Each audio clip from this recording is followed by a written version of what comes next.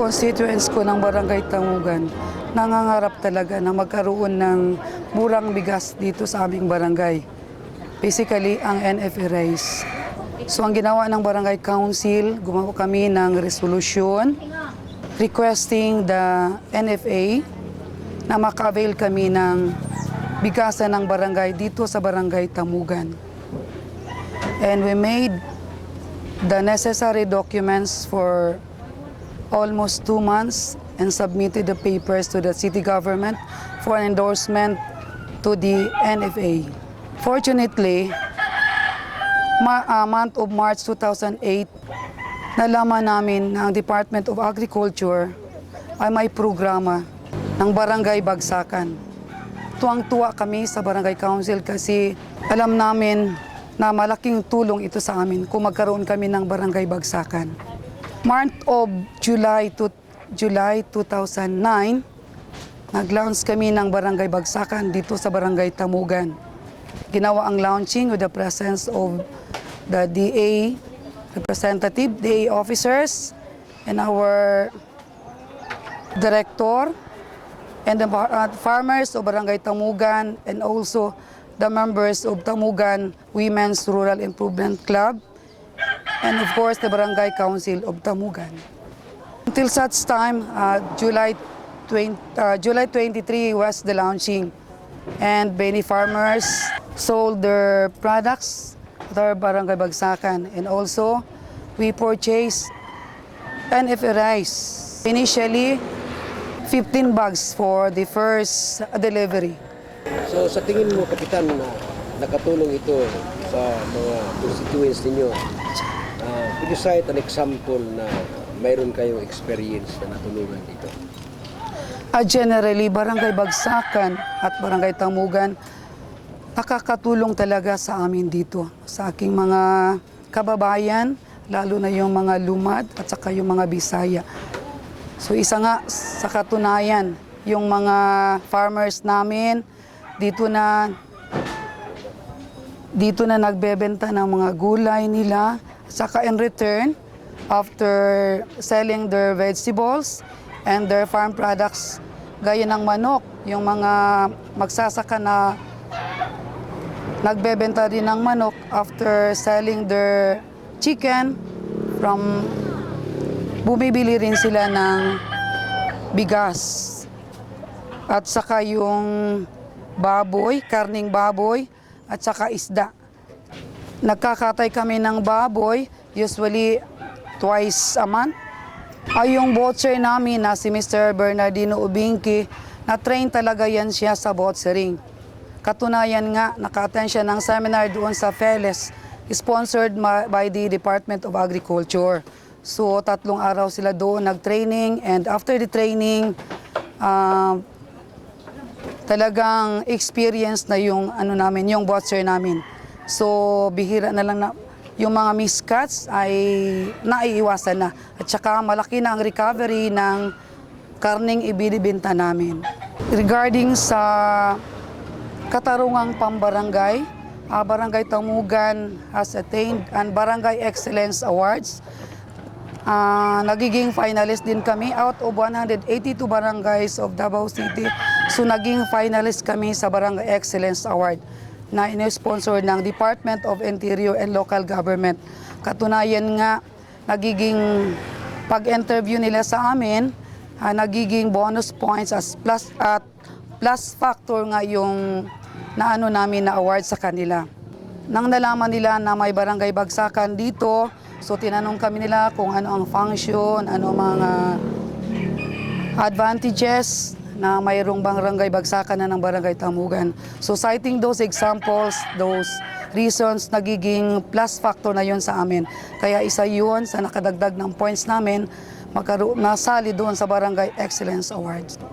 Itong Barangay Bagsakan namin, actually, so this is operated by the local government unit o Barangay Tamugan. So meaning the Barangay Council of Tamugan.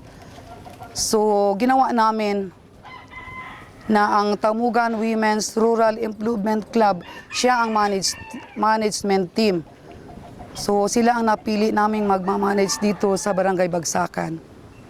And the members of the council are having responsibility kasi araw-araw may officers of the day kami. So yung officer of the day, siya rin ang mag-monitor ng mga activity dito sa Barangay Bagsakan.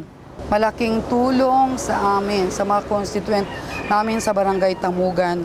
Unang-una, yung mga magsasaka namin, hindi na talaga pupunta doon sa Kalinan. So para magbili ng yung mga basic needs nila.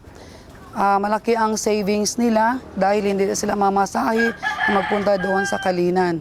And also other barangays are also selling their farm products here. And dito rin sila bumibili ng NFA rice and our meat, pork, and also yung sariwang isda. Sa tingin ninyo, Kapitan, mayaman na ang Tamugan, Barangay Bagsakan ngayon? Milyonaryo na? Hindi naman siguro milyonaryo, sir. Medyo umaangat na talaga yung Barangay Bagsakan. Dahil sa laki ng tulong ng Department of Agriculture, paliki talagang tulong ang ibigay sa amin. So, taos puso talaga kaming nagpapasalamat sa Department of Agriculture.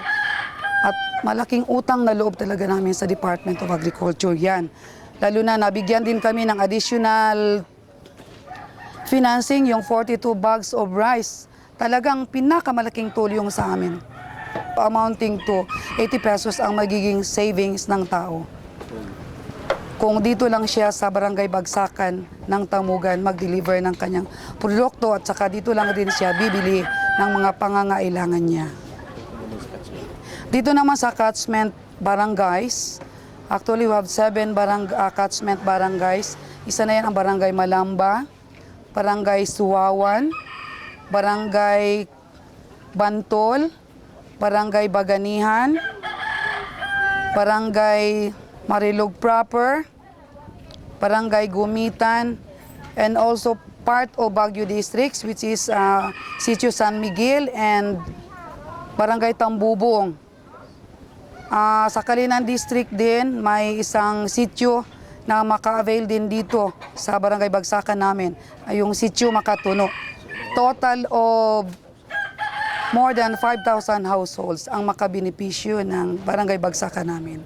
Dito rin sa Barangay Bagsakan namin, may mga cacao farmers na nagdi-deliver ng wheat beans dito.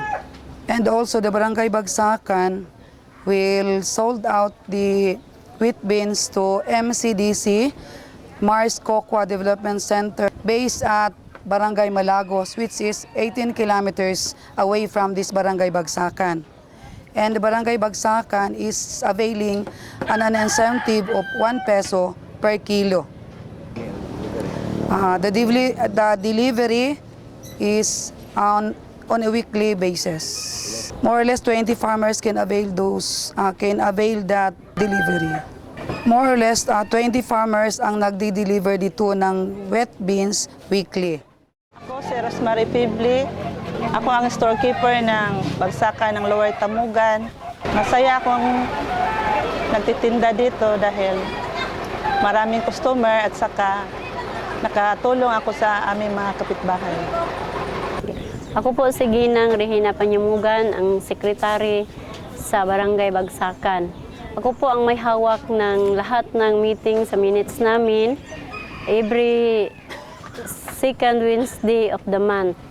Ang lahat na meeting namin ay nakatali dito sa aking record. Lahat ng minutes. Ako po si Victoria Sayon, ang treasurer ng aming Barangay Bagsakan sa Tamugan. Ako po ang hawak ng cash record o bank book. Ngayon, net worth namin is 116,000. Ako si Bibiana Lopez, Chief Manager sa Business Manager sa Barangay Bagsakan. For sister din, walay problema ang pag-operate diri sa among Barangay Bagsakan kay very strong pag-support sa Barangay Captain Mila Relampagos, sa akong advisor ug akong mga kauban nga mga membro sa women's, mga barangay officials, nagbigay ng suporta sa among Barangay Bagsakan. Ako po si Bernardino Ubingke, ang napili na bilang butcher dito sa Barangay Bagsakan sa Tamugan. Nagpapasalamat po ako ng malaki sa barangay at sa CDA na ako ang napili na mag-training bilang isang butcher. Dahil nakakatulong dito bilang extra income sa aking pamilya, aking hanap buhay. Dahil sa isang buwan, bali 2 bisis magkatay. Tapos hindi pa kasama doon sa labas na income ko. Malaking dagdag ito sa aking hanap buhay.